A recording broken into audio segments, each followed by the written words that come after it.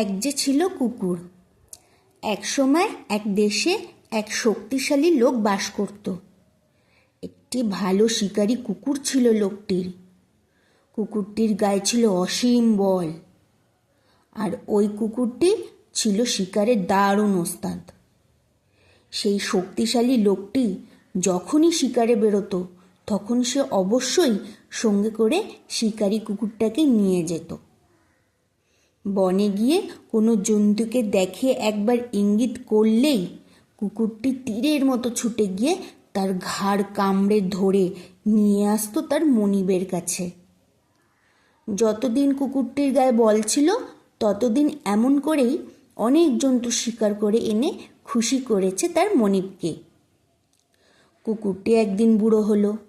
বুড়ো হওয়ার সঙ্গে সঙ্গে সে বেশ দুর্বলও হয়ে পড়ল। তার মনিব একদিন তাকে নিয়ে শিকারে বেরিয়েছিল। মনিবটি জঙ্গলে গিয়ে সেদিন একটি শূকর দেখতে পেল। মনিব ইঙ্গিতে কুকুরটাকে ওই শূকরটাকে ধরতে পাঠালো। কুকুরটি প্রাণপণে দৌড়ে গিয়ে শূকরটার ঘাড় কামড়ে ধরল, কিন্তু গায়ে আগের মতো শক্তি না থাকায় বেশিক্ষণ শুয়োরটার ঘাড় কামড়ে ধরে রাখতে পারল না। ফলে শুয়োরটা অনায়াসেই কুকুরটির কামড় থেকে নিজেকে মুক্ত করে পালিয়ে গেল। লোকটা এতে ভীষণ রেগে গিয়ে কুকুরটাকে গালাগালি দিতে দিতে আচ্ছা করে পেটালো। কুকুরটা তখন কাঁদতে কাঁদতে বলল, মালিক, বিনা দোষে আমাকে এমন করে মারা আপনার কি উচিত হচ্ছে?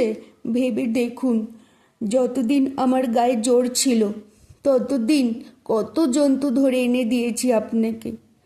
এখন আমি বুড়ো হয়ে গেছি, শরীরে আর আগের মতো বল নেই, তাই এখন আর পারি না।